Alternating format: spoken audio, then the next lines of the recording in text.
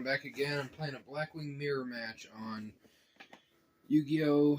For the Nintendo Wii, it's called Dual Transer, and it's looking like a really good hand, so I'm not sure how I can find a way to lose this, but we'll see if it will give it a try.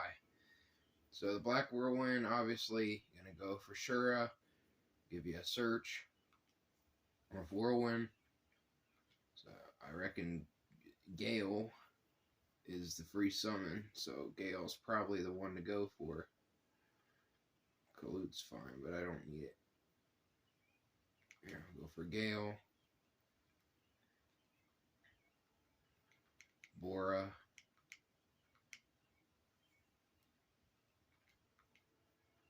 Gale. So I can go for 7.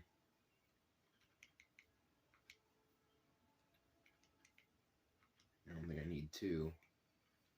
I find that a little redundant. So let's go for Armor Master.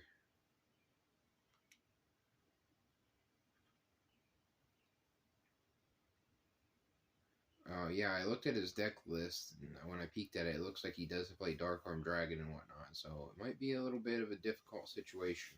But there's my first hand. I've got the Icarus, I've got the Oppression. I reckon, yeah, thank you for watching. I appreciate it. I'm going to go ahead and play in a video here. It's called 100% Proof That We Are Living in an Insane Asylum by Rebel Call. This is the Rebel Call channel. Welcome to today's show. As everybody out there knows who has followed my channel over the years, even though I'm brand new to YouTube, my motto has always been that love wins. So I want to make it really clear before I do this video. Love wins. And of course, by love winning, I mean communism wins, right? Because everybody knows that love wins just really means let's embrace insanity and let's allow insane people to be empowered and have more rights than the sane people. Because when we do that, of course, what it leads to is laws and things put in place to silence people who are exposing a tyrannical rogue government. And eventually, of course, all the insane people will be silenced like all of us are. But I have to show you a couple of stories that popped up, and I got wind of what's going on in the United States of Babylon, because it is absolutely hysterical but frightening and sad at the same time. Now, the first story I'll show you is furries. That's right, furries. For those of you that don't know what a furry is, of course, I identify as a furry, so I don't want anybody out there to get me for hate speech. I identify as a furry, and I'm sure you guys do too. In my spare time, I dress up as Popeye the Sailor Man. I get one of those big costumes. Sometimes, actually, I do Donald Duck, but either or. And I get intimate with my fellow ladies, who I don't even know if it's girl or boy, whatever is underneath there. It's called furry action, right?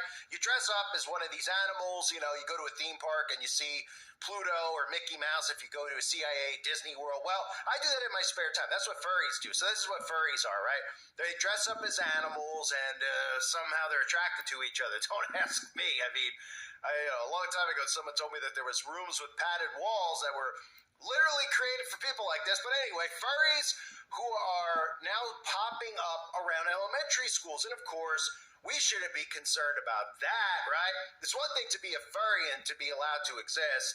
It's another thing if a furry is targeting kids. That's, I think, what a lot of us draw the line, which is exactly what we see the government doing with the LGBT movement that's going on. It wasn't enough for people to just say, yeah, okay, let them get married. Their sin is their sin. They could deal with God after the fact. But they decided to empower the people and just continue to gaslight them to the point that they want to get into public schools and get into libraries and grind on kids. I mean, all sorts of insane stuff. So, of course, now everybody's infuriated by it because, well, you push sane people only so far, right? Well, here we have furries who are walking around in Sacramento, California, near an elementary school.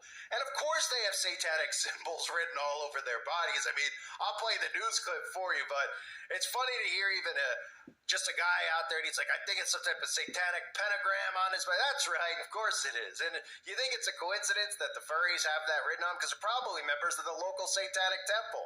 Because, of course, these people have religious freedoms protected, and people like me who are openly Christian, openly, I should just say, a devout follower of Jesus Christ, we are not protected by religious freedom. We are not protected at all whatsoever. But, of course, if you're a furry, you are. Take a look at what's going on in California.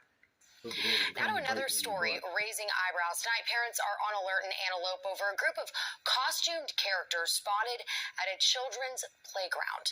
Thanks for joining us here at 5:30. I'm Hunter Stowers. The Curtis Big. Parents say the group is showing up to a park next to an elementary school. Your reporter Andrew Hopner has the furry fears and what the school district is saying about it. It's a quiet afternoon in Antelope's Firestone Park, but Chris Williams says around the end of school is where the problems start. I've given up everything I have to do. The principal never got back to me, and other parents.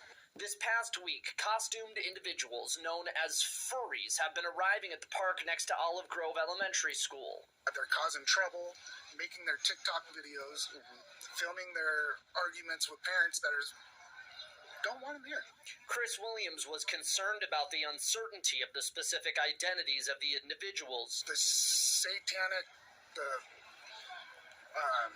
pentagrams, the fact that we don't know who they are. A concern further amplified when he was shown a suggestive TikTok of one of the costumed personas. One of the kids said, "Oh, furries are here.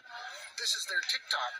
Another parent who wished to not be on camera expressed worry over the individuals arriving during a time of day when the most young children were out at the park. The Dry Creek Elementary School District telling CBS 13 in a statement, quote, "We are aware of the costumed individuals commonly referred to as furries being spotted at parks near two of our schools," and adding, "The furries are not breaking any laws by being dressed up in a public park. These parks are not part of the school grounds." Thursday afternoon, one was spotted on campus and law enforcement was called. The individual left campus but could be seen on the other side of the park later that day. As Williams echoes the concern of other parents CBS 13 spoke with. I understand there's technically not laws fully broken, but it's alarming. Seeing the video, knowing the state of things. The Sheriff's Department says it has not received any calls. And it makes sense that that would happen in California. And it makes more sense if you understand these people that it would occur near an elementary school. They didn't randomly just pick an elementary school that'd be near because, of course, real statistics and data show us that some people with a certain preference actually really prefer children. And that's why you see those people with that certain preference constantly wanting to be around your kids, okay? Nobody ever says, why do they care so much? They're not their kids, they're just other people's kids. Why do they want to be around? Oh, because they don't want, they want to protect them. Thanks for watching, guys. I'm going to go ahead and side deck. That's not why, of course, because we know how that word grooming goes and what it actually means. So, we can comment this story down says, how wrong parents I am in one for Sacramento County community are what on I side alert or not. after what they say are costumed individuals known as furries adorned with satanic symbols arriving in a park next to an elementary